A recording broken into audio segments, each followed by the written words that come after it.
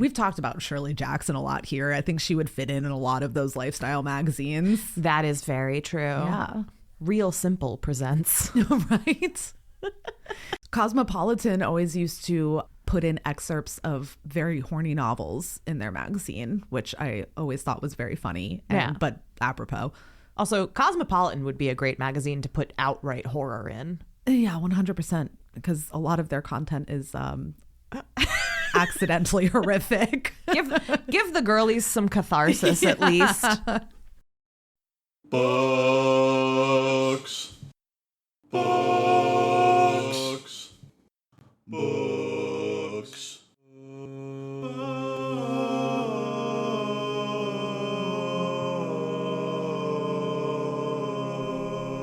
Hello and welcome to Didn't Read It, the podcast that sometimes haunts things. Ooh.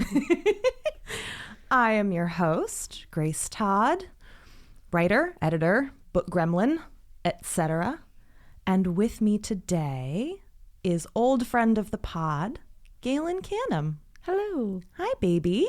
How are you? I'm good. How are you? I'm good. Thank you so much for being here with me today. Yes, happy to do it. Now, Galen, you have brought me something. I have. We are doing today a short baby from a collection of short stories from Edith Wharton entitled Ghosts. Ghosts! Ah!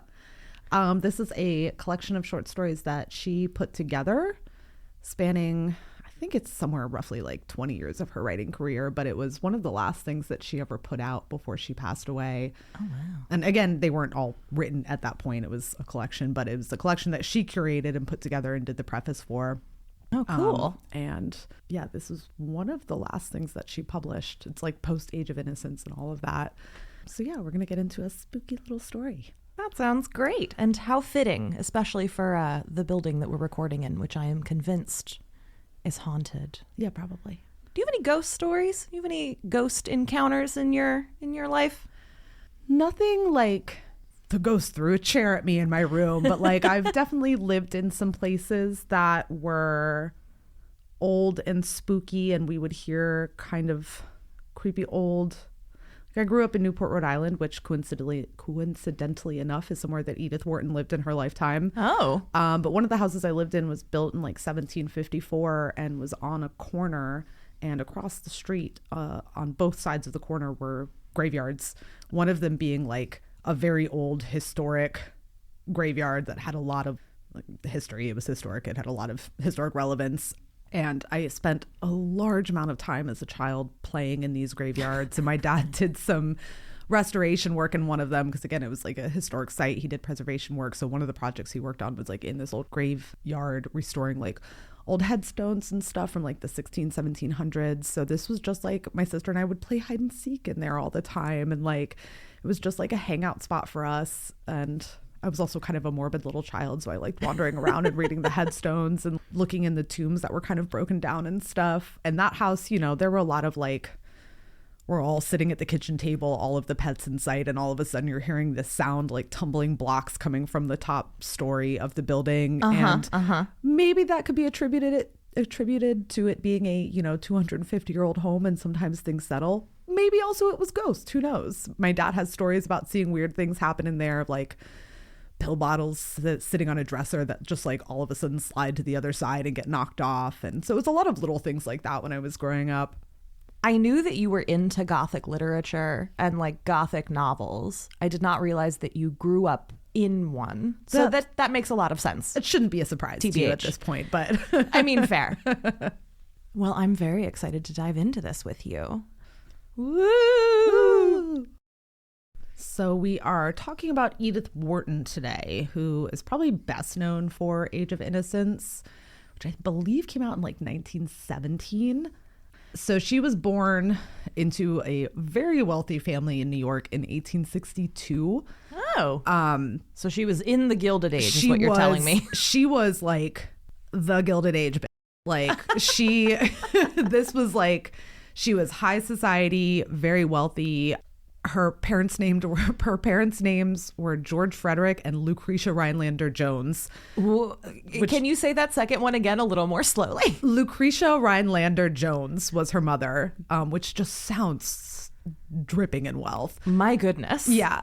They were very much high society. You know, she was the equivalent of a debutante at the time, had a whole coming out, spent a good portion of her childhood in Europe, particularly like France, Germany, and Italy. Spoke a lot of languages. Fun fact, the expression keeping up with the Joneses is about her family. Those are the Joneses of Keeping Up with the Joneses. What? Was Edith Wharton's family. Wait, what? For real, yeah. Feel free to fact check me on this, but I've read it in multiple places. That's what to be so rich that you spawn like a turn of phrase is a level of wealth that is difficult for me to It's like keeping up with the Zuckerbergs. Yeah.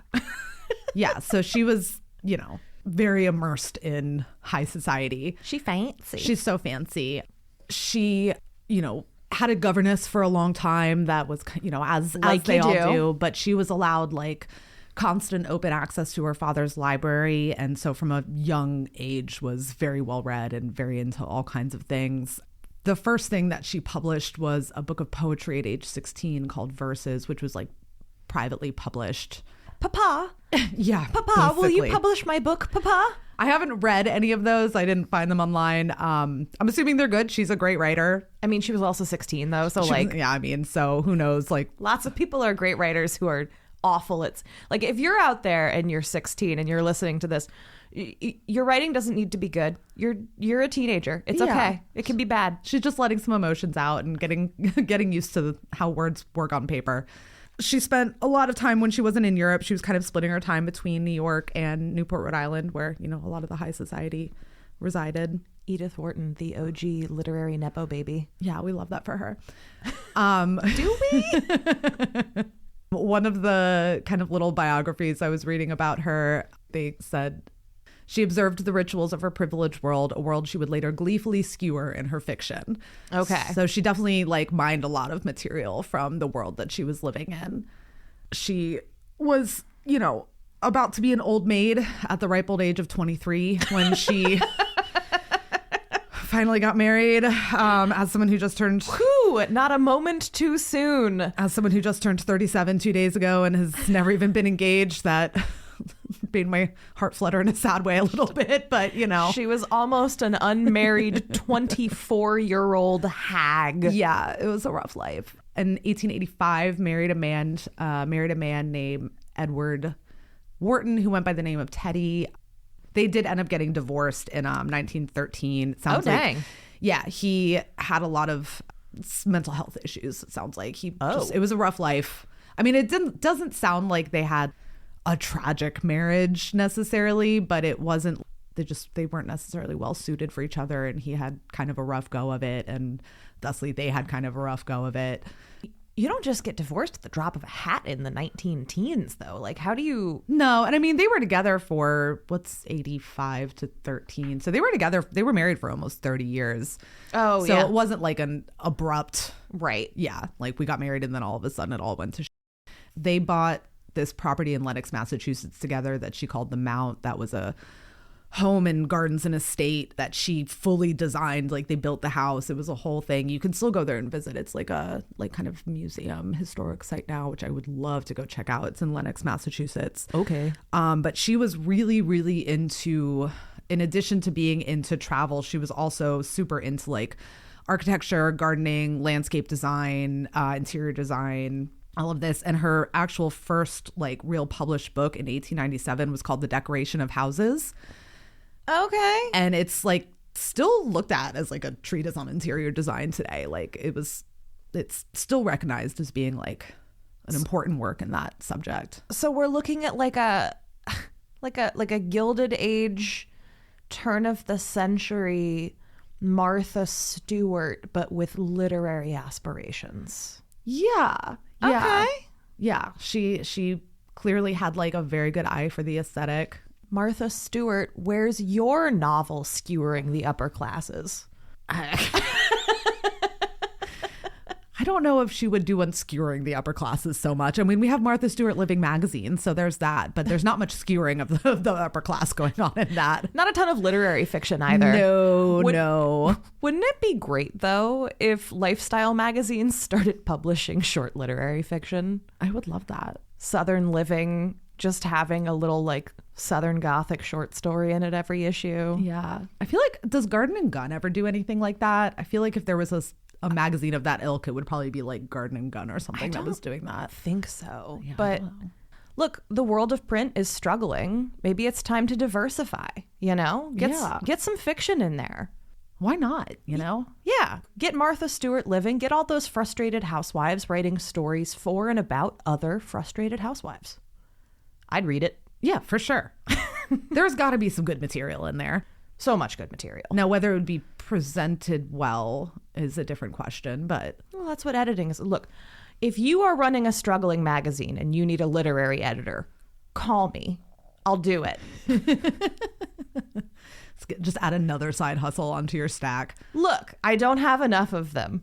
Let's get fiction back into lifestyle magazines. I think it's time. Yeah, they used to do it. And if we're going to have the income inequality and the plagues of the turn of the century, let's bring back the literary climate. Well, and you could go back to doing, you know, the serial novels that they used to do, like the way Dickens used to do and everything. That's how you're going to lure them in. It's like, all right, we're going to give you one chapter a month. Exactly. Yeah. Genius. It's a great idea. Someone call me and give me money. So yeah, she lived at that property, the Mount, for about 10 years. She put all that effort into building it out and getting the property and all that. And they only actually ended up living there for 10 years. But she did write The House of Mirth and Ethan Frome, which were some of her like really big, well-known things while she was living there. They ended up selling it in like 1911 and then divorced in 1913. And then she's been pretty much the rest of her life in France. Oh, yeah. I mean, I think she came back to the States like a few times after that before she died. I mean, if that's an option for you, why not? I mean, yeah. Well, and she was really, so when World War I happened, she was already living in France. Oh, you know, yeah. Not the best time to be. No, but she did a lot of very cool. I didn't know any of this about her before. I kind of like, before I was starting to look into this, I kind of like just vaguely knew who she was, knew that she was, you know, a society lady and came from money. Dame. Yeah, like I knew that about her, and I knew she like came from money and had written. I've never even read Age of Innocence, but I've heard, you know, I'm pretty sure I've seen some like Masterpiece Theater adaptations of it and stuff, but I've never like actually read it. Masterpiece do keep theatering. They truly, truly do. But she decided to stay in France during World War I and was like, this is my home now. I'm going to make do. And I mean, she was making homes for refugees and helping children fleeing from war and established workrooms for people. And I mean, she was like out there like trying to do everything she can to help people. She ended up receiving the French Legion of Honor.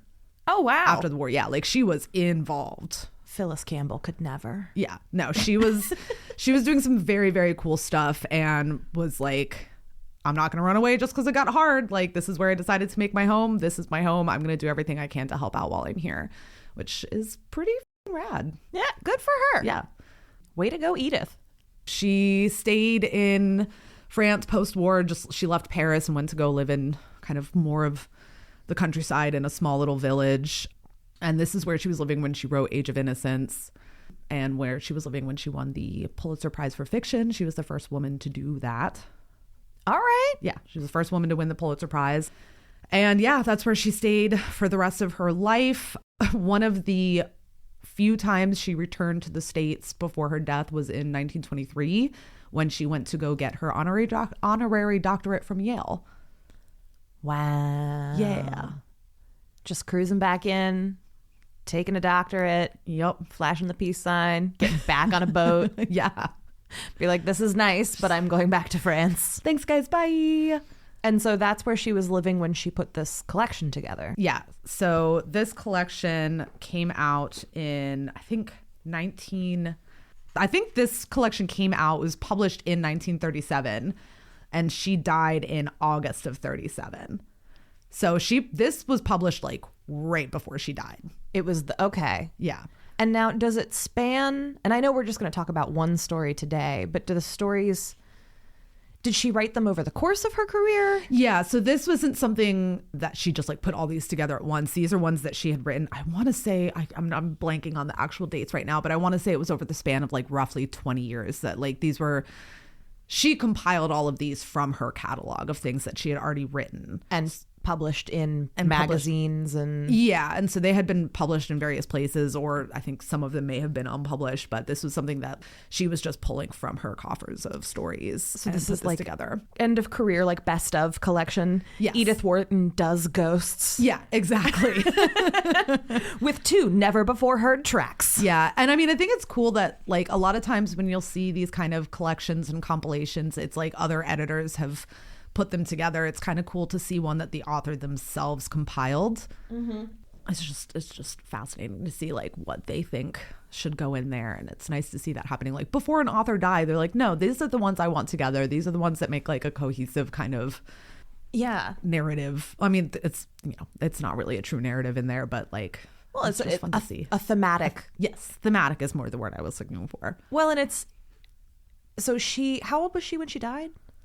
30. She was around 70 when she died. Okay. 75, early 70s. Being in your early 70s in the 1930s, she probably would have outlived a good number of her friends and acquaintances. Yeah. And it is both touching and a little morbid, but very fitting that ghost stories would be her preoccupation, shall we say, at the very end of her both life and literary career. Yeah, for sure. I mean, I remember my grandma is 93 and has outlived quite a few of her peers, most of them. Yep. And I remember like that's just a conversation I remember having with her, I don't know, in the last decade, like probably when she was in her 80s, about how, and she's got a very morbid sense of humor, so she was kind of making jokes about it, about how she's outlived everyone she knew, but it's a very real thing, and it's a very weird thing to be processing, and like all these people that you've known for decades on decades on decades, like, yeah, to be kind of the only one left behind. Oh, we made ourselves sad. Aww. Whoops. That's not what this podcast. The people are here for the yucks and the hee-hees and the ha-has, not the meditations on death. No. Whoopsie doodles. I mean, we get into all kinds of stuff here. It's what classic literature is really about. Yep. It's kind of touching, I guess, to think about a woman in her 70s putting together very specifically a collection of her own ghost stories. Yeah, and she has some the preface. I'm not going to get deep into the preface in here, but there are just some fun quotes in here. Do you believe in ghosts? It starts out. Is the pointless question often addressed by those who are incapable of feeling ghostly influences too. I will not say the ghost seer, always a rare bird, but the ghost feeler, the person sensible of invisible currents of being in certain places and at certain hours. The celebrated reply, no, I don't believe in ghosts, but I'm afraid of them. It's much more than the cheap paradox it seems to many. She just kind of goes on like that, but that's great. Yeah, she definitely had a lot of that on the mind. Here's just another quick line from the preface that I like before we dive into the story. It is luckier for a ghost to be vividly imagined than dully experienced. One might even say there are no ghosts, but only tellers of ghost stories. Oh, I love that. Yeah. That's not only so true, but the ghost story is the more important part of the thing, and always is. Like, to experience something frightening or otherworldly is kind of, it's there and it's gone. It might change you, it might not, but it's the relaying of it, even in your own life, that gives it sort of like meaning and a structure, and gives, that the telling is where the meaning is born, I guess is what I'm saying. Yeah, exactly. And she said that, a successful ghost story, she talks about the thermometrical quality. If it sends a cold shiver down one's spine, it has done its job and done it well. Yeah. Yeah. Which all that has me thinking, it's like sitting around the campfire as a kid and telling the spookiest stories you can think of, and like how I have more of a memory of those experiences than any of the like weird, spooky, unexplained things Yeah. that you can imagine. But it's like, no, I have a stronger, like, spookier memory of like sitting around a fire as a kid at like, you know, Girl Scout camp or whatever, and like telling all those kind of urban legend spooky stories that you relay as kids and reading scary stories you tell in the dark.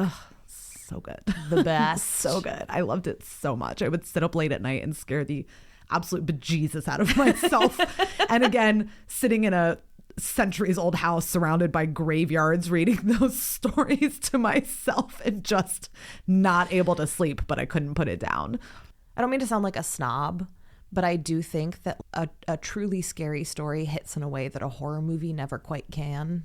Oh, for sure. It just, I don't know, it creeps deeper. It creeps more deeply into you. It takes a hold of your central nervous system and shakes it around. I do like horror movies and I like being scared and jump scares and all that kind of stuff. It's just fun.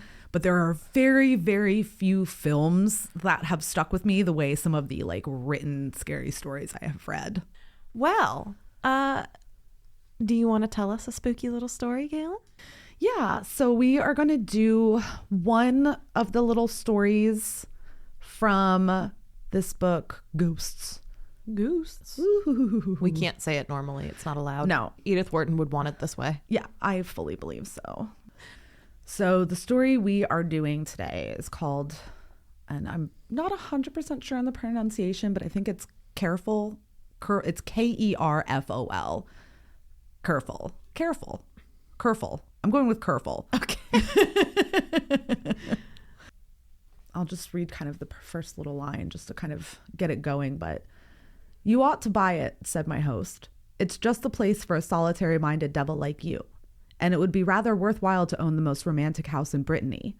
The present people are dead broke and it's going for a song. You ought to buy it.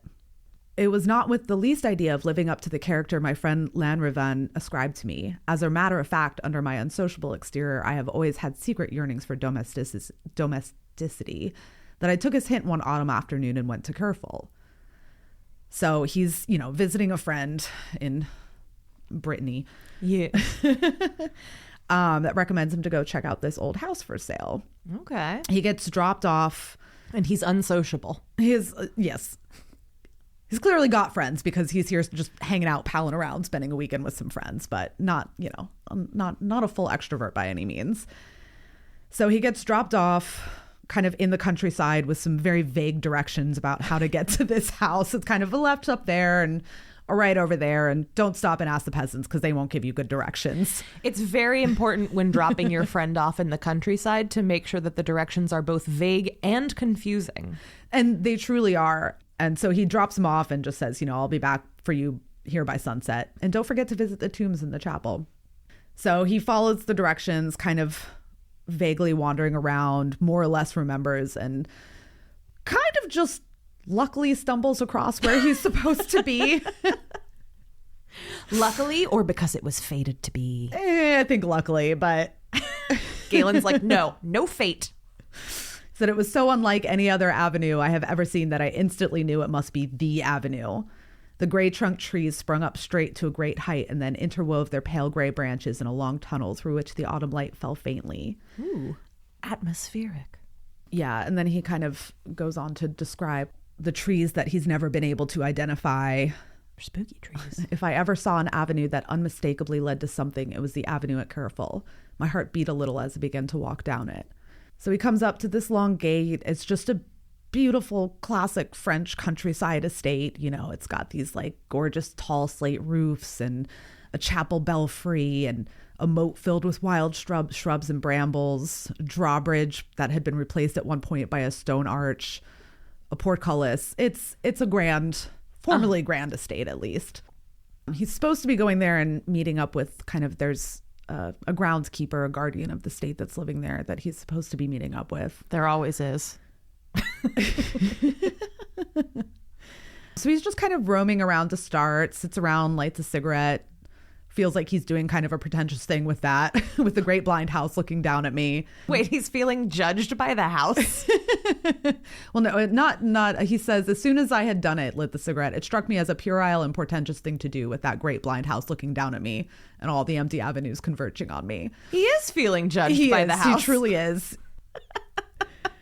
So he's sitting, it's basically complete silence. There's no one in sight, nothing to hear. And he's kind of wandering around and just kind of poking in corners. He's like, maybe I'll see the groundskeeper that can come show me around. He goes up, he tries a gate. He's like, I don't know if I'm gonna be able to get in. Like, maybe. He's like, oh, well, this gate opens, so I guess I'll just like walk into the courtyard. Always good to let yourself into the ominous empty house. Yeah, that's already judging you. Because in France, even the houses are condescending. Yeah. He says to himself, tombs in the chapel. This whole place is a tomb, I reflected. A little on the nose there, but okay. Said I wanted only to sit there and be penetrated by the weight of its silence. Oh. So it continues on. He's just kind of roaming around, still hoping to find the keeper.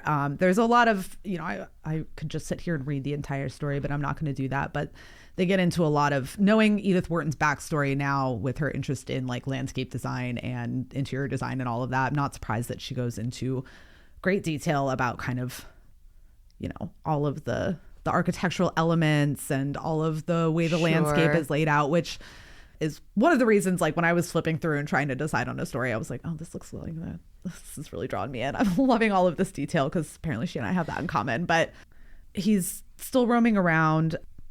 My sense of the pressure of the invisible began to yield to my architectural interest. The building was so fine that I felt a desire to explore it for its own sake. Ooh, seduction. Yeah, I looked about the court, wondering in which corner the guardian lodged. And so he's looking around as he's trying to go through, finds the gate, opens it up, lets him in. As I did so, a dog barred my way. He was such a remarkably beautiful little dog that for a moment he made me forget the splendid place he was defending. I was not sure of his breed at the time, but have since learned that it was a Chinese and that he was of a rare variety called the sleeve dog. He was very small and golden brown with large brown eyes and a ruffled throat. He looked like a large tawny chrysanthemum. Oh. Side note, sleeve dog, like small little dogs that you could hold, and a Chinese dog, it would have been a Pekingese. Oh, okay. Yeah, which there's more depth. We'll get into that in a little bit future, but that's what that means. It's a Pekingese, which do look like chrysanthemum. I guess I've never thought about it that way, but I guess they do. I hadn't either, but now that's all I can imagine. Adorable dog alert. Yep. So he's kind of just staring down this dog, waiting for it to start yapping at him because it's a small dog and that's what they do. But it doesn't. I advanced, he gradually fell back, and then he finds another dog, a vague, rough, brindled thing that limped up on a lame leg. Waiting for the hubbub to start, it doesn't. In the same moment, a third dog, a long-haired white mongrel, slipped out of a doorway and joined the other. All three stood looking at me with grave eyes, but not a sound came from them. So he just keeps going forward, and he's like, none of these dogs seem to be reacting. There's no one around, but they're not doing anything. I'm just gonna keep walking through here. That sounds incredibly disconcerting. Uh-huh. Yeah. He said, but they let me wander about the court as I pleased, following me at a little distance, always the same distance, and always keeping their eyes on me. So he keeps going, looking across the ruined facade, and saw that in one of its empty window frames, another dog stood, a white pointer with one brown ear. He was an old grave dog, much more experienced than the others, and seemed to be observing me with a deeper intentness. What? I'll hear from him, I said to myself. And he doesn't. All these dogs keep staring at him. What is happening? So he keeps going through the court. He keeps stopping, looking around, trying to see what's going on, still looking out for the groundskeeper. And nothing. None of the dogs are reacting at all. I don't like this. I'm uncomfortable. Well, so he keeps just looking around, and then all of a sudden there's a newcomer added, a small black greyhound with pale agate colored eyes. He was shivering a little, and his expression was more timid than that of the others. I noticed that he kept a little behind them, and still there was not a sound. How many dogs is he being stalked by now? So we're at 5. And that's okay. I'm restraining myself. And they're still not reacting. They kind of just let him be. He goes to pet one of the dogs. It just kind of lets it happen. And they all just kind of dissipate and slide away into different corners of the court. So he just kind of boops around a little bit more, trying to find his way in. All of the dogs have basically disappeared except for the pointer, who's just kind of keeping an eye on him. He's like, maybe there'll be someone in the garden. Nope. Stumbles around, goes over some walls covered in brambles. The garden side was plainer and severer than the others. The long granite front with its few windows and steep roof looked like a fortress prison. So he has never found the guardian in all this time. So he's finally just like, I guess I'm going to go. Like, yeah, just like, this has been kind of a fruitless mission. I'm surrounded by these like creepy silent dogs. I haven't found anyone. This house is really weird. The vibes are off. The vibes are so off. Yep. And so he's like going to head out, sees the dogs again. He says, I had a feeling that they must be horribly cowed to be so silent and inert, yet they did not look hungry or ill-treated. It was more as if they had lived a long time with people who never spoke to them or looked at them, as though the silence of this place had gradually benumbed their busy, inquisitive natures. Oh. And this strange passivity, this almost human lassitude, seemed to me sadder than the misery of starved and beaten animals. Oh, no. Yeah. What is going on? It goes on a little bit more. I broke out abruptly, addressing myself to the dumb circle. Do you know what you look like, the whole lot of you? You look as if you'd seen a ghost. That's how you look. I wonder if there is a ghost here and nobody but you left for it to appear to? The dogs continued to gaze at me without moving. The total relatability of finally being like, well, if someone has to say something, so I guess I'm going to start talking to the dogs as if they will speak back to me. Yeah. I mean, we've never done that before, but I get it. So he leaves because his mission has been fruitless. He wanders back to go meet his host at their agreed upon meeting spot and gets taken home. They've got another friend with him. They all head back to his friend's place, the Lanriven estate.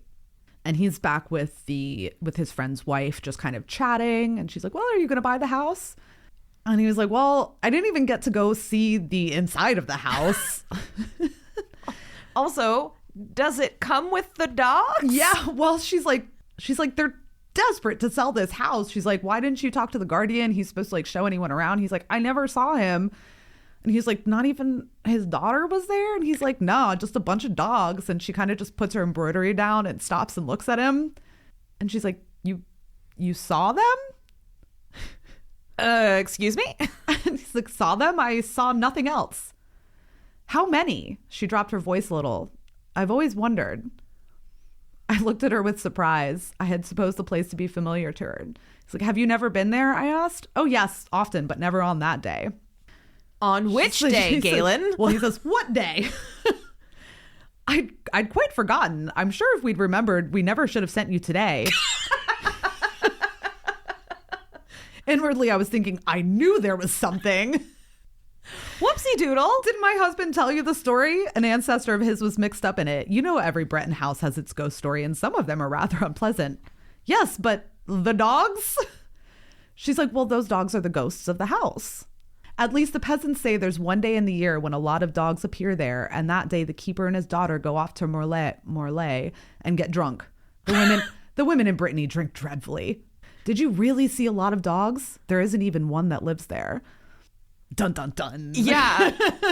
So her husband, Lanriven, the next day pulls out this old book for him to look through. It's an old 100-year-old something. He's like, this book was written about 100 years after the Kerfol affair, but most of the information, it was pulled directly from court records. So it's all like, actually, you know, it's directly from records written in the days that it happened.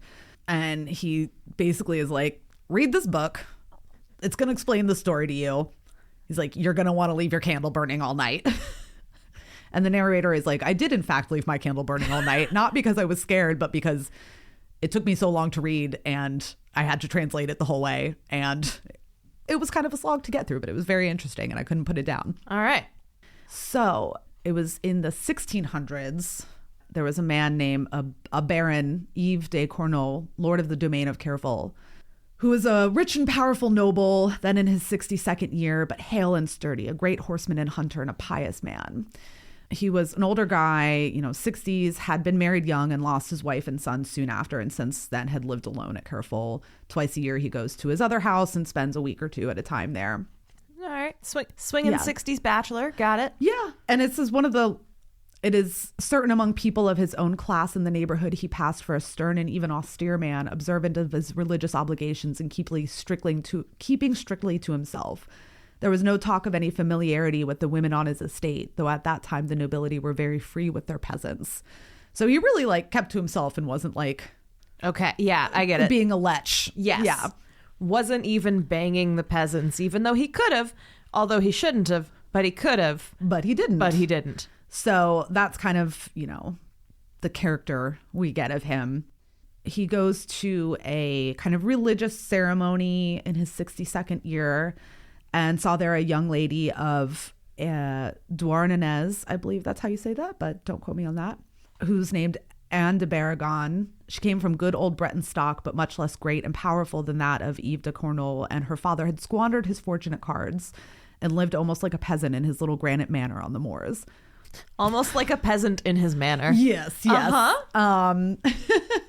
So they meet, and he comes back to his home at Kerfol and basically is like, get my shit together. I'm going to go marry this lady. No. We'll be back. It's a bit of a turnaround. Yeah. So he comes home, swaps horses and carriages, gets, I guess, a dowry together.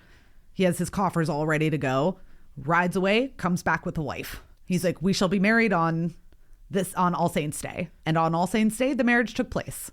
So has he been bewitched by her beauty? What is behind this sudden turn of events? It doesn't actually get into that.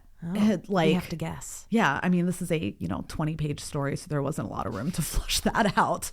They do go into a brief. The narrator describes he's like, I said I wouldn't stray much from the pages of this account that I'm narrating to you, but there is this painting in the Lanriven house that we think is Anne, and it just kind of goes into a vague description of her. She sounds, it's just small oval face, almost pointed, yet wide enough for a full mouth with a tender depression at the corners. The nose is small.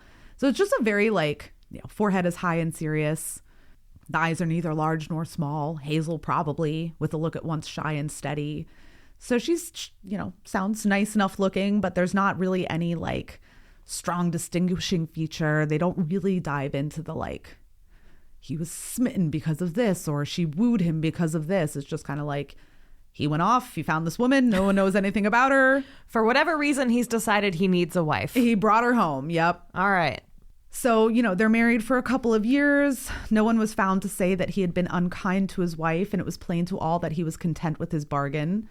And it was admitted by the chaplain and other witnesses for the prosecution that the young lady had a softening influence on her husband, and that he became less exacting with his tenants. That's nice. As to his wife, the only grievance her champions would call up in her behalf was that Kerfol was a lonely place, and that when her husband was away on business at Rennes or Morlaix, whither she was never taken, she was not allowed so much as to walk in the park unaccompanied. But no one asserted that she was unhappy, though one servant woman said she had surprised her crying and had heard her say that she was a woman accursed to have no child and nothing in life to call her own. But that was a natural enough feeling in a wife attached to her husband. Sure. He never made her feel her childlessness as a reproach. So, good on him for that. He didn't shame her for not bearing children. But he was prone to showering her with gifts and favors. They go into a page-long description of all of the things that he would shower on her. He would travel sometimes and always bring back. All of the nicest merchants were allowed onto the property to sell things, and, a carved ivory junk boat that a strange sailor had brought back. A necklace or bracelet of round stones, emeralds and pearls and rubies, strung like beads on a fine gold chain. This was the present that pleased the lady best, the woman said. Later on, as it happened, it was produced at the trial and appears to have struck the judges and the public as a curious and valuable jewel.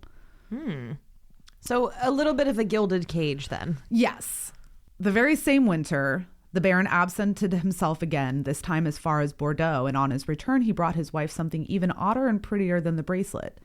It was a winter evening when he rode up to Kerfol, and walking into the hall found her sitting by the hearth, her chin on her hand, looking into the fire. He carried a velvet box in his hand and, setting it down, lifted the lid and let out a little golden brown dog. There it is. Yep. Uh-oh.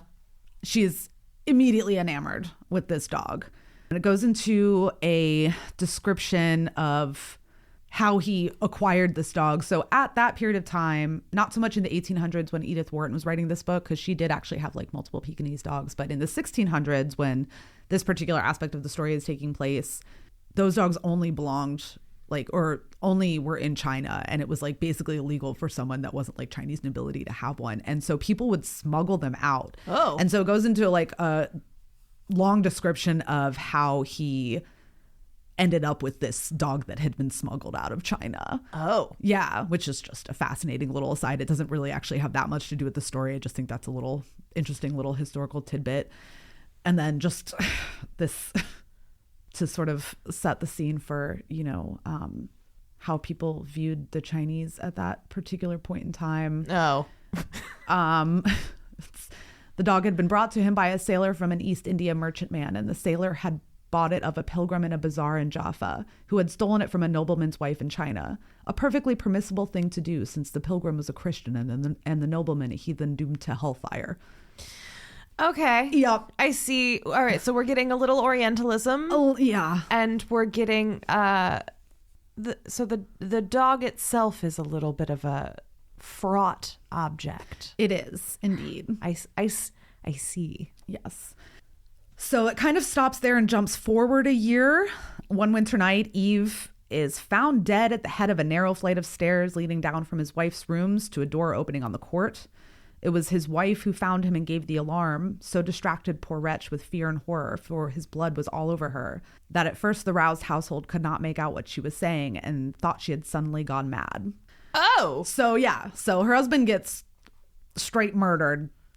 And from here we go into... I really thought the husband was going to be doing the murdering. Well... So it's gnarly wounds, blood dripping all down. He had been dreadfully scratched and gashed about the face and throat as if with curious pointed weapons, and one of his legs had a deep tear in it which had cut an artery and probably caused his death.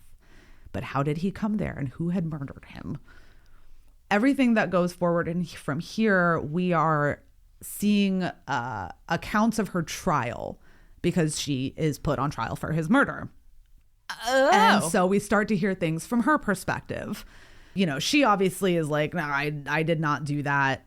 She's on trial for a couple of days. She claims for the first few days that, she came out of her room because she heard his screams, but they're able to prove basically like, your walls are thick as hell. They're old stone. That passage is really long. No way you could have heard that. And also like he was murdered at the top of the stairs. There's blood all over her dress, and they're like, well, she was kneeling in the blood next to him when she found him dead, but there's bloody handprints going up the staircase that are clearly going upwards. So she was down at the bottom of the stairs and went up to him. CSI 15th century Truly, Brittany. I know. I was like, oh, they're really getting into the forensics here. That's kind of cool. On the third day, there is a man named Hervé de Lanrivain, who is a young nobleman of the neighborhood who was arrested for complicity in the crime. Oh. Ancestor of the Lanrivain that the narrator is staying with. Twist. What a twist. And they have a lot of peasant people and things that are like, oh, we saw this and we saw this. And they're like, that lady's a witch who collects herbs. She's not of sound mind. The other person's a drunk. They're just like, we don't believe any of this. It gets into Anne's account of things from here. She said that her married life had been extremely lonely and desolate. He will not leave her alone for a moment. She can't even go out into the garden without someone like a maid at her heels following her. She says to the husband, I am no queen to need such honors, she said once to him. And he answered that a man who has a treasure does not leave the key in the lock when he goes out. Okay. Yeah. So the gilded cage thing was a lot more intense than was realized. Yes. First years of her marriage had been lonely, but her husband had not been unkind to her. It was true that he frequently brought her presents, but she still was desperately lonely. And then he brings her this dog, and she finally is like, oh my God, I have a companion. This is my little dog. This is my friend. Deeply relatable to millennial women everywhere. Yeah. And they get into this exchange about, he finds her asleep with the dog at her feet, as was their habit. And she says, well, when I am dead, you must, she basically is like, put a monument to me carved in marble with my dog at my feet. And he says, oh, well, wait and see. The dog is an emblem of fidelity. And do you doubt my right to lie with mine at my feet? When I'm in doubt, I find out, he answered. I'm an old man. And people say I make you lead a lonely life, but I swear you shall have your monument if you earn it. And she responds, and I swear to be faithful, if only for the sake of having my little dog at my feet. Oh, that's so sad. It's really sad. That's so sad. So she meets this man, Hervé de Lanrivain. They meet each other just kind of out and about. There's no mention of impropriety anywhere in here. Okay. They have a brief conversation in which he says, "I pity you." And she was surprised, for she had not supposed that anyone thought her an object of pity. He added, "Call for me when you need me." And she smiled a little, but was glad afterward and thought often of that meeting. And they just kind of run into each other here and there. They just forged this like kind of small friendship, but nothing out of order, nothing, like I said, no like sense of impropriety there. They just kind of like run into each other here and there and just have these nice little moments together, but there isn't anything like... And she's so desperate for contact of any kind. Yeah, she has no one except for these maids that follow her around all the time and are probably doing the husband's bidding.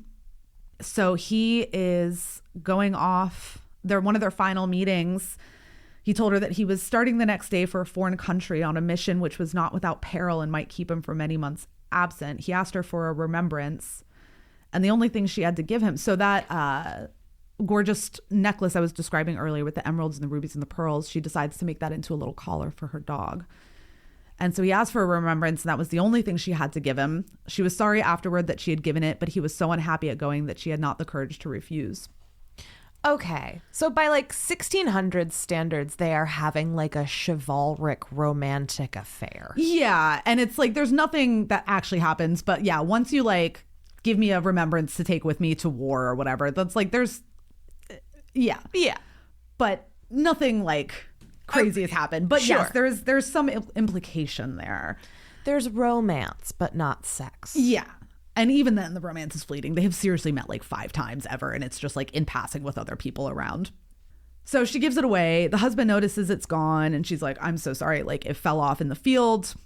I don't know where it went. I had all of the maids come and help me look for it. None of them can find it," which she did do. The husband made no comment, and he was in his usual mood at supper. He talked a good deal, describing what he had seen and done at Rennes, but now and then he stopped and looked hard at her, and when she went to bed, she found her little dog strangled on her pillow. No! Yeah. The little thing was dead, but still warm. She stooped to lift it, and her distress turned to horror when she discovered that it had been strangled by twisting twice round its throat the necklet she had given to Lanrivain. So she buries the dog, doesn't say anything to the husband, hides the necklet, is deeply distraught, cannot figure out how he got it back, how he figured out. She said nothing to her husband then or later, and he said nothing to her. But that day he had a peasant hanged for stealing wood from the park, and the next day he nearly beat to death a young horse he was breaking. Uh-oh. So she is just freaked out, stuck alone in this house with her husband, who she is now like, oh no, he's a psychopath. Has no idea what's happened to her friend. This seems Still bad. can't figure it out. So this just kind of goes on for a couple of months. They're getting into winter. It's even darker. It's even lonelier. She has nothing going on. She's just kind of terrified and alone. Oh, baby. She was afraid to try to get news about her friend because she knew her husband would find out if she did. Well, now I'm glad somebody murders him. Yeah, so they're into winter now. It's darker. It's lonelier. It's rainy. Her husband is gone at one point, and she comes across another dog. She comes across some travelers that have a troop of dogs with them. She bought the smallest and cleverest, a white dog with a feathery coat and one blue and one brown eye. So this dog is immediately attached to her. She's immediately attached to it. Her husband comes back home, and when she goes to bed, the dog is strangled on her pillow again. Oh my God. Yeah. So she's just not allowed to have any contact of any kind. I'll ask you to remember that there were 5 ghost dogs Oh at the my beginning God. of this story. I'm so sorry. This one is a real downer. Drew, you can just stop listening now.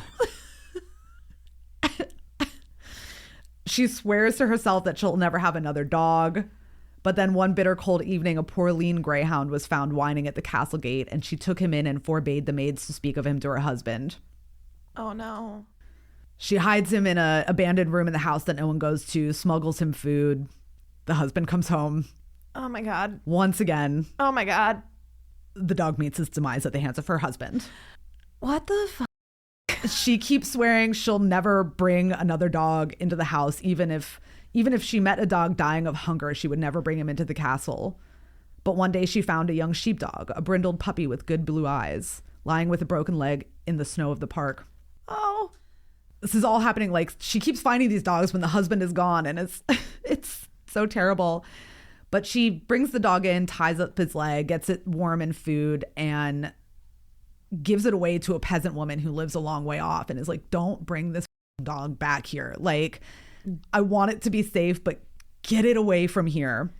And pays the peasant woman to take it away, care for it, say nothing. But the dog shows back up, limping and whining at her door. So and it's late at night. There's nothing she can do. So she hides it in her room, hides it in a chest in her room because she hears her husband come home, runs down to distract him, is trying to figure out what to do with this dog.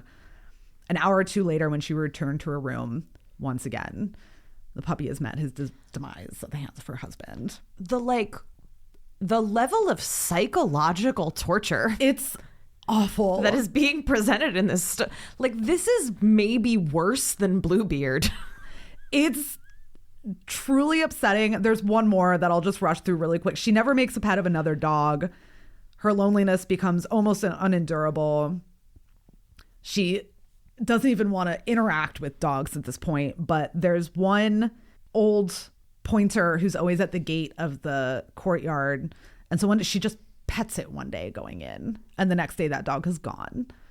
Oh my god. Yeah, it's so messed up. She can't even pet what an incredible metaphor for the level of emotional abuse. Yeah, a spouse is capable of leveling at you. Yeah. And so all of this is being told in the court, in her trial. So she's relaying all of this information. This woman would 100% be acquitted in 2024. Oh, 100%. 100%. However, this is approximately 400 years ago. I mean, sure. But I'm just saying there would be memes. There would be protests. Yeah. So the judges are like, is this crazy? Like, there's no... It was an odd tale, certainly, but what did it prove? That Yves de Cornol disliked dogs and that his wife, to gratify her own fancy, persistently ignored this dislike. From the court records. Yeah. Yeah. Oh. Yeah. It's so accurate. It's so awful. It's so messed up. It is so deeply messed up. She's got ghosts in her blood. Yeah. And the jury is just a little incredulous about all of this, and they're kind of not really taking her side. The judge throughout it, they mentioned the judge who had previously shown a certain kindness to her, asks, then you would have us believe that you murdered your husband because he would not let you keep a pet dog? I did not murder my husband. And they asked, did your friend do it? No. Who then? Can you tell us? Yes, I can tell you. The dogs. At that point, she was carried out of the court in a swoon. What? Her lawyer is like, no, you shouldn't have said that. No, retract. And he's clearly just like, oh, I shouldn't have let her speak on the stand. Oh no, this is going to go really poorly. What have I done? I'm going to lose this case. I'm guessing not guilty by reason of insanity wasn't a thing. I mean, I think there was a variation of that. The judge, though, who perhaps, after all, was more inquisitive than kindly, evidently wanted to hear the story out, and she was ordered the next day to continue her deposition. So she goes back into the story. So after that final guard dog, the pointer at the gate, disappears, nothing really happens. But a few months later, some peddler woman comes through and is selling all these little trinkets. She said, I have no heart for trinkets. But she stood looking on while the women of the castle made their choice. Somehow the peddler convinces her to buy this one little trinket, and she takes it up to her room, opens it up, and realizes that there's a note from Lanrivain in there saying that saying that he was at home again and would be at the door in the court that night after the moon had set. So she burns the note and is like, oh crap, what do I do? And she's like, I want to warn him not to come. This is a bad idea, but I have literally no way of doing that. I have nothing to do but sit here and just wait. She was not a clever woman, I imagine. And as the first result of her cogitation, she appears to have made the mistake of being, that evening, too kind to her husband. Oh, no. You know, she can't ply him with alcohol. What does it say? For though he drank heavily at times, he had a strong head. And when he drank beyond its strength, it was because he chose to and not because a woman coaxed him. Not his wife at any rate. She was an old story by now. Oh, yeah. As I read the case, I fancy there was no feeling for her left in him but the hatred occasioned by his supposed dishonor. So she tries to use her, you know, feminine ways on him just to distract him or something, but clearly that is not happening. He goes to bed early, goes up to sleep in a room that he occasionally goes to sleep in. So she goes and like listens at the door, lifts up the tapestry, just trying to see if he's like really asleep, sits there for a while, and she's like, okay, like he's actually sleeping. So he kind of she sits up waiting for the moon to go down and for it to be like full dark. She goes down to meet Lanrivan at the door, and she opens the gate, or she opens the door. It squeaks a little bit. And she had at least had the foresight to go and oil these hinges beforehand. But it wasn't enough. Of this, yeah. And so the husband wakes up and comes down, and she hears a terrible scream and a fall from the top of the stairs. She says she hears my husband's voice calling out my name and cursing me, and then I hear a terrible scream and a fall. She had seen Lanrivan in the darkness. She basically opened up the door long enough to be like, get the out, go. Shuts the door. Husband comes out. Here's this terrible scream and a fall. She hears dogs snarling and panting. Visible discouragement of the bench, boredom of the public, and exasperation of the lawyers for the defense. Dogs again, but the inquisitive judge insisted. And she said, you know, she's like, I don't know what these dogs are. There are no dogs in the house. There haven't been for a while. I made sure of it. And she's just kind of like describing, she hears the sound for a couple of minutes. It sounds really crazy. Dogs snarling. The judge again intervened. Try to tell us exactly what happened. How long did you remain at the foot of the stairs? Only a few minutes. And what was going on meanwhile overhead? The dogs kept on snarling and panting. Once or twice he cried out. I think he moaned once. Then he was quiet. Then what happened? Then I heard a sound like the noise of a pack when the wolf is thrown to them, gulping and lapping. There was a groan of disgust and repulsion through the court, and another attempted intervention by the distracted lawyer, but the inquisitive judge was still inquisitive. And all the while you did not go up? Yes, I went up then to drive them off. The dogs? Yes. Well? When I got there, it was quite dark. I found my husband's flint and steel and struck a spark. I saw him lying there. He was dead. And the dogs? The dogs were gone. Whoa. Gone? Where to? I don't know. There was no way out, and there were no dogs at Kerfol. She straightened herself to her full height, threw her arms above her head, and fell down on the stone floor with a long scream. There was a moment of confusion in the courtroom. Someone on the bench was heard to say, "This is clearly a case for the ecclesiastical authorities." And the prisoner's lawyer doubtless jumped at the suggestion. This woman needs an exorcism. Yeah. So everyone's, you know, the trial loses itself in a maze of cross-questioning and squabbling. You know, they're bringing in various people to discuss the issue of whether or not everyone's like, yeah, there are no dogs in this house. Like, they've all been murdered. There are no dogs here. She's brought back into the court, and the judge asks, if the dogs you think you heard had been known to you, do you think you would have recognized them by their barking? Yes. Did you recognize them? Yes. What dogs do you take them to have been? My dead dogs, she said in a whisper. She was taken out of court not to reappear there again.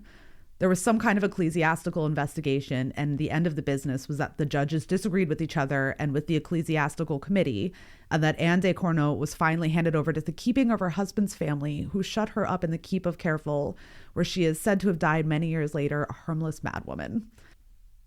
Oh, yeah. I hope somebody got her a dog. I know. Her supposed compatriot Lanrivan is brought in to testify as well. So yeah, Lanrivan is found, you know, there's insufficient evidence. They don't find anything to convict him of. And it just kind of ends on him coming under the influence of the famous Arnaud de Dandilly. And I apologize to all of our listeners for any of my French pronunciation.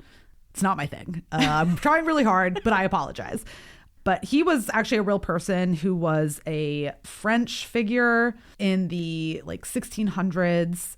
He was a Jansenism follower, which is a like early sect of or early movement within Catholicism. That is a whole other conversation, so I am not going to get into that. But if anyone wants to look it up, it's interesting. It's Jansenism. It's interesting. I had never heard about it before this story, but it's worth a little Googling. I don't want to derail the conversation for an hour, so we're not going to dive into that. Understood. We do not have time for the splintering of the Catholic Church. Yes, but he was a legitimate historical figure. So Lanrivain kind of falls under his influence, winds up in that order, goes to kind of live that sort of religious life. And yeah, that's pretty much the end of the story. There's just kind of another like one-off line about Lanrivain. It doesn't even end on Anne. The last line of it is, "Poor Hervé de Lanrivain. It was a grey ending. Yet as I looked at his stiff and sallow effigy in the dark dress of the Jansenists, I almost found myself envying his fate. After all, in the course of his life, 2 great things had happened to him. He had loved romantically, and he must have talked with Pascal." And that's the end. Pascal is a reference to Blaise Pascal, who was a 17th century mathematician who was also a Jansenist. And Wharton was a fan of his writing. So that's just like kind of a reference to him. But that is how the story ends. Well, that's it. The end. The end. Okay. Yeah. So much dog murder. It's so much. It's just... There's a truly astonishing amount of dog murder. It is, and I'm so sorry. You should be. It's a good story. Like, it's an interesting story. I like the kind of narrative structure of the kind of jumping back and forth through like their present time and then back into the court records, and him kind of like reconciling this hundreds of year prior story that he kind of just stumbled into the remnants of. Yeah. I like that kind of structure of things. I read in one of the kind of like brief rundown analyses, it was talking about how it basically was like, you know, I don't remember how they phrased it or anything, but like ostensibly this is a ghost story about like the ghosts of dogs, but the real scary ghost in this story is spousal abuse. Yeah. They're unfortunate byproducts. I'm laughing because I don't know what else to do. Yeah, it's really messed up. Well, it's fascinating because a thing that I have read many times over the years is the number of people who get stuck in abusive situations through either manipulation involving a pet, or the inability to take their pet with them, and abuse via abuse of a pet. It's a very, very common tactic. And it's incredibly disheartening to have it sort of echoed back through the ages. Like, some shit, I guess, just never f***ing changes. Yeah. People have had deep emotional connections with the animals in their lives for, I don't know, millennia. Ever. Yeah, I mean, as long as humans and animals have coexisted. Yeah, we love a pack bonding. We love a furry little baby. Yeah, and it's a really useful tool if you want to emotionally manipulate someone to go after someone or something that they love.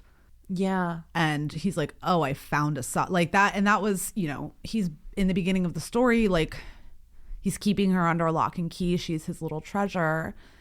And he's bringing her all these little trinkets and things, but she still is lonely and not super happy. And he doesn't seem to show any like signs of like being a psychopath or anything or a deep abuser, but she's definitely like stuck there alone. And then he brings her that first dog, and that is her first real moment of like joy when they get together.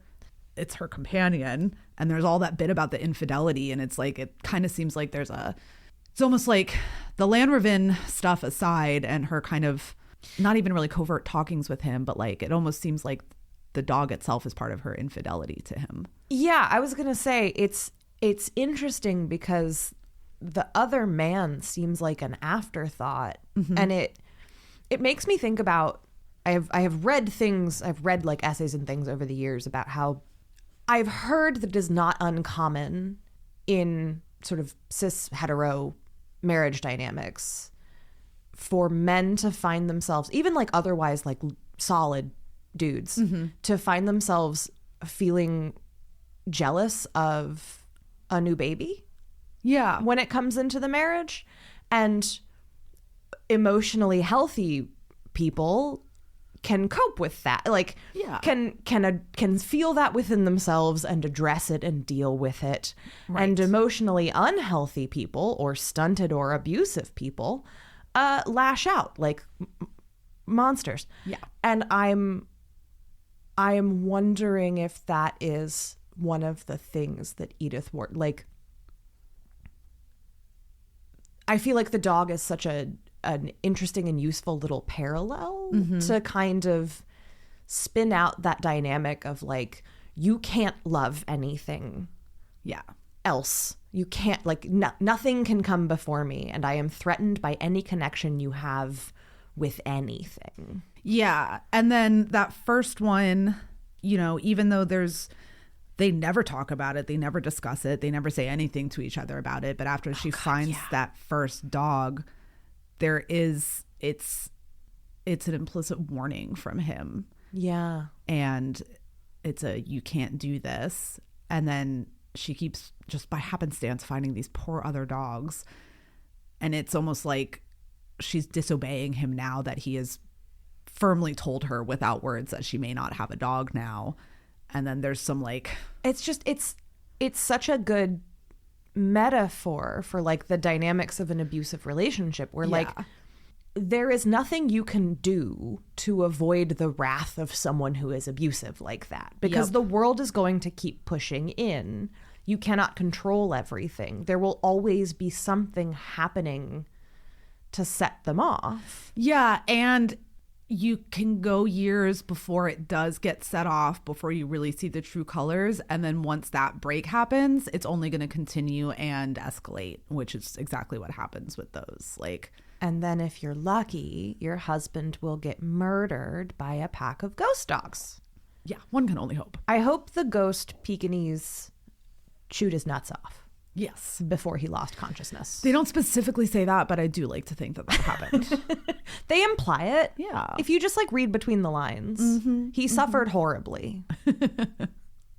Yeah. It's Jesus. Yeah.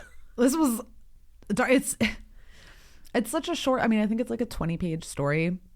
The whole time you're just like, and that whole section where they're describing how all the dogs go, it's like a page and a half. And you're just like, oh, and I was like sitting at the bar reading this and it was just like, oh no. It's so tense. Oh no, it is. And because it's so short, they're really packing it all in really quickly and it builds really quickly. And yeah, it really hits you.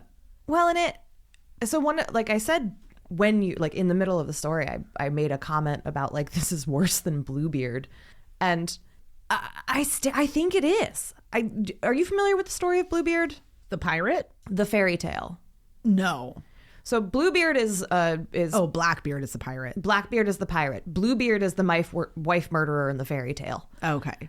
Long story short, essentially it's a fairy tale about a woman who marries a guy, and there's this whole rigmarole about a key and a room she should never go in, and he goes away and he comes back and he goes away and he comes back, and she finally opens the door and it's full of dead women because he's been marrying women and murdering them.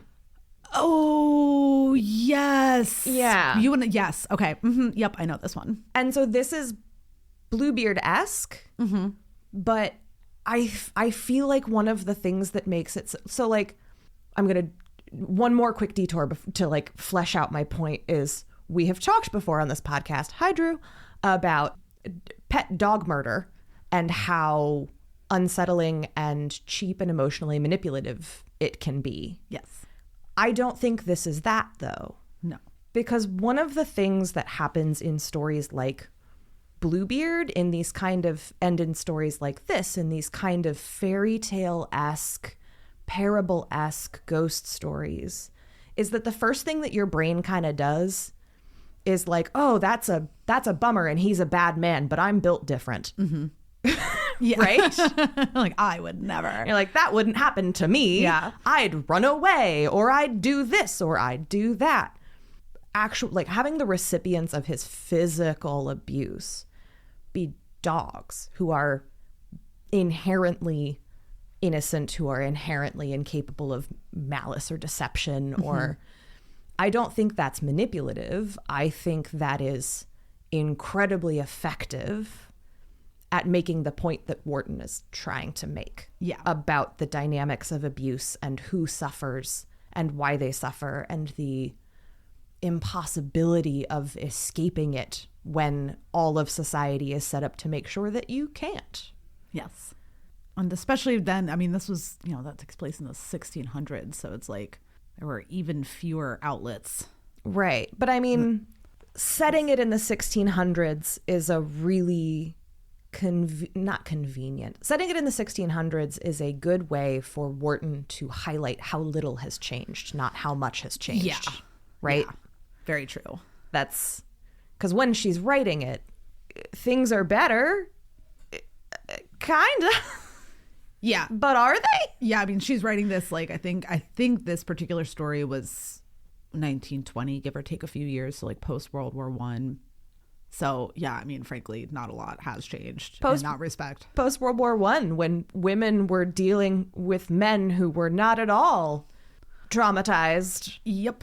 Or broken. Yep. Or suffering from the aftermath of some kind of world event. Yeah, I wonder what that could have been. That's the great international disagreement. Worldwide argument.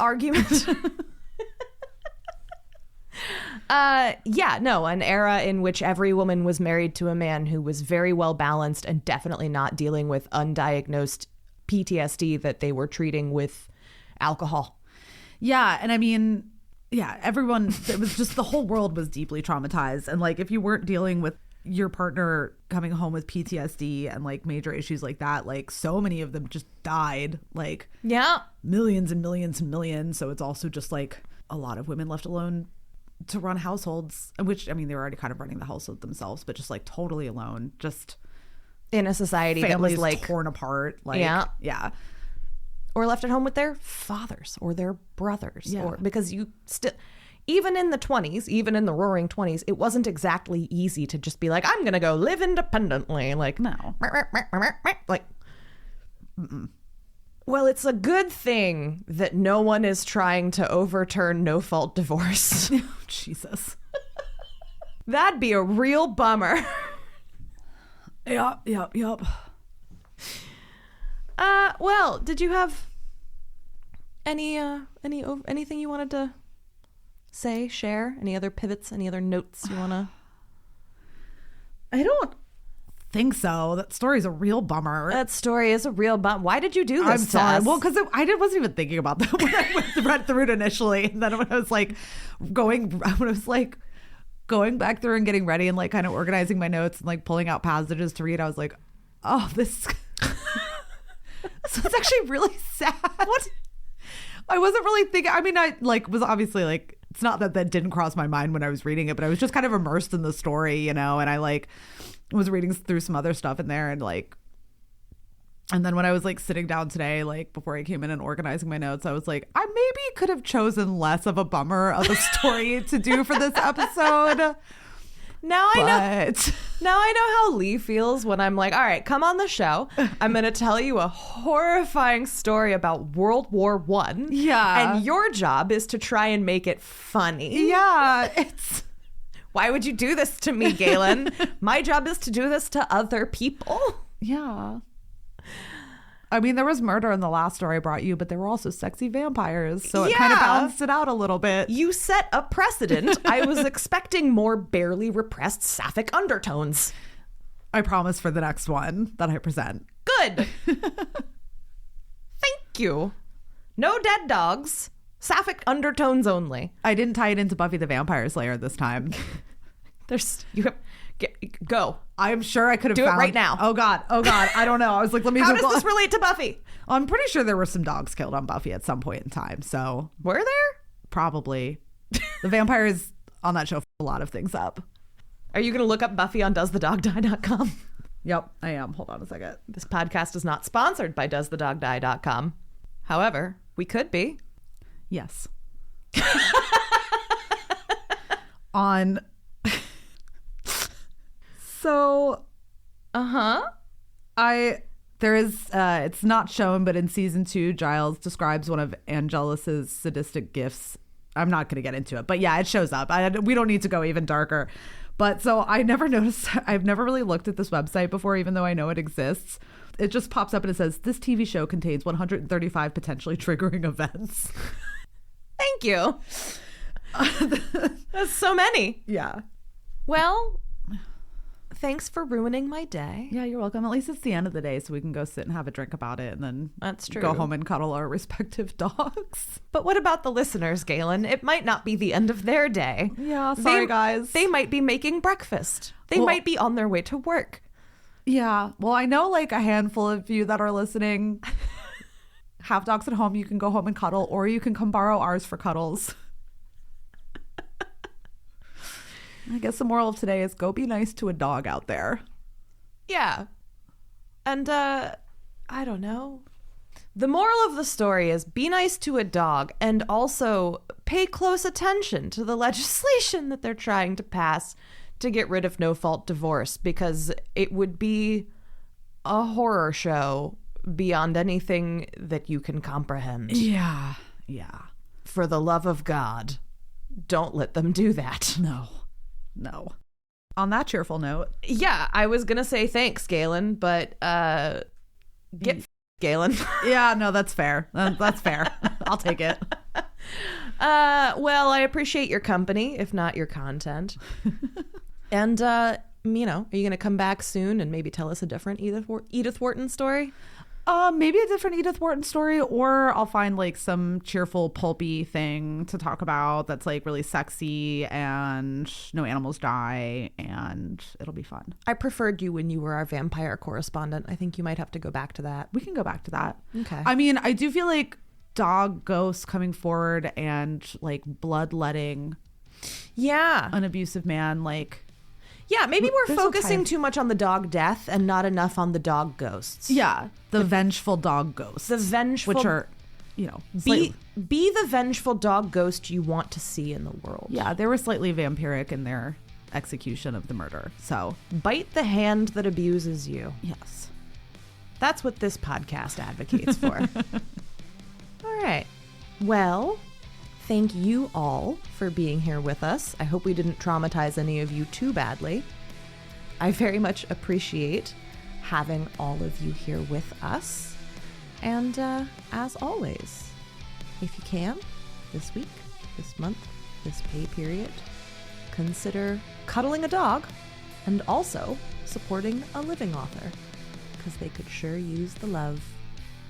Bye. Bye.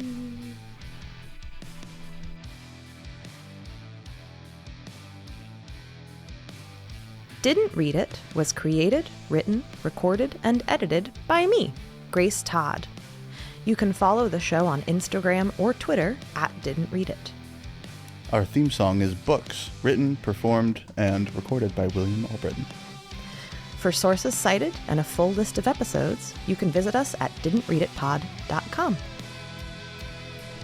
If you enjoyed the show, please consider leaving us a review. It makes a big difference, and we appreciate it immensely. If you did not enjoy the show, we are accepting applications for a full-time nemesis at didntreaditpod@gmail.com. Special thanks to Black Iris Social Club in Richmond, Virginia, and to Pesca Trio Publishing.